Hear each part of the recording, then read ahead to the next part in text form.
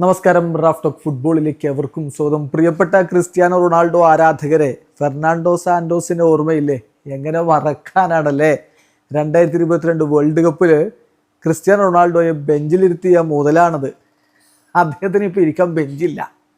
Portugal ദേശീയ ടീമിൽ നിന്ന് പുറത്തായ ശേഷം ഇപ്പോൾ ഒന്നിന് പുറകെ ഒന്നായി പോകുന്നിടത്തു നിന്നൊക്കെ സാക്ക് ചെയ്യപ്പെടുകയാണ്. ഇപ്പൊ ഏറ്റവും ഒടുവിൽ അസർബൈജാന്റെ കോച്ചായിരുന്നു. അസർബൈജാനും ആളെ പുറത്താക്കിയിരിക്കുന്നു. ഒഫീഷ്യൽ പ്രഖ്യാപനം വന്നിരിക്കുന്നു. മറ്റൊന്നും കൊണ്ടല്ല, കളി ജയിക്കണ്ടേ? ഇയാളെ കോച്ചാക്കിയിട്ട് 11 മത്സരങ്ങൾ കടന്നു പോയിട്ട്, അതായത് വില്ലസ് ഒരു സ്ട്രീക്കാണ് ഇപ്പോൾ കഴിഞ്ഞ 11 മത്സരങ്ങളിൽ സംഭവിച്ചത്. 9 കളികൾ അവർ പൊട്ടി, 2 കളികളിലെ സമനില. ഈ രൂപത്തിലാണ് കാര്യങ്ങൾ പോയത്. ഒടുവിൽ അസർബൈജാൻ സഹികെട്ട് ആളെ ഇതാ പുറത്താക്കിയിരിക്കുകയാണ്. ഇപ്പൊ സംഭവിച്ചത് എന്താണെന്ന് അറിയാമോ?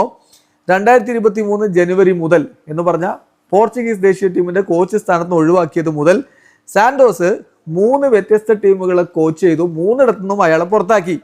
ആദ്യം പോളണ്ടിന്റെ കോച്ചായിരുന്നു, പുറത്താക്കി. പിന്നെ ബെസിക്ടാസിന്റെ കോച്ചായിട്ട് പോയി ക്ലബ് ഫുട്ബോളിൽ തുർക്കിയിൽ, അവിടെ നിന്നും പുറത്താക്കി. ഇപ്പോഴിതാ അസർബൈജാന്റെ കോച്ചായിട്ട് പോയിട്ട് അവിടെ നിന്നും പുറത്താക്കിയിരിക്കുകയാണ്. അതായത് 2014 മുതൽ 2022 വരെ അദ്ദേഹം പോർച്ചുഗലിന്റെ കോച്ചായിരുന്നു. അതിനു മുമ്പ് ഗ്രീസിന്റെ കോച്ചായിട്ട് 2010 മുതൽ 2014 വരെ ഉണ്ടായിരുന്നു. അതിനുശേഷമാണ് 2014 പോർച്ചുഗലിന്റെ കോച്ചായിട്ട് വരുന്നത്. 2016 പോർച്ചുഗൽ യൂറോ കപ്പ് അടിക്കുമ്പോൾ അവരുടെ കോച്ച് ഫെർണാണ്ടോ സാന്റോസ് ആയിരുന്നു. എന്നാൽ 2022 വേൾഡ് കപ്പിൽ ക്രിസ്ത്യാനോ റൊണാൾഡോയെ ബെഞ്ചിലിരുത്തിയത് വലിയ രൂപത്തിലുള്ള വിമർശനങ്ങൾക്ക് കാരണമായി തീർന്നിരുന്നു. വേൾഡ് കപ്പ് കഴിഞ്ഞ ഉടനെ അയാളെ പുറത്താക്കി പോർച്ചുഗൽ. അതിനുശേഷം 2023 പോളണ്ടിന്റെ കോച്ചായിട്ട് പോയി. അധികം വൈകാതെ ആ വർഷം തന്നെ അയാളെ അവർ സാക്ക് ചെയ്തു. അടുത്ത വർഷം ബെസിക്ടാസിന്റെ കോച്ചായിട്ട് പോയി. അവരും അധികം വാഴിച്ചില്ല, അവരും പുറത്താക്കി. 2024 മുതൽ അദ്ദേഹം അസർബൈജാന്റെ കോച്ചായിരുന്നു.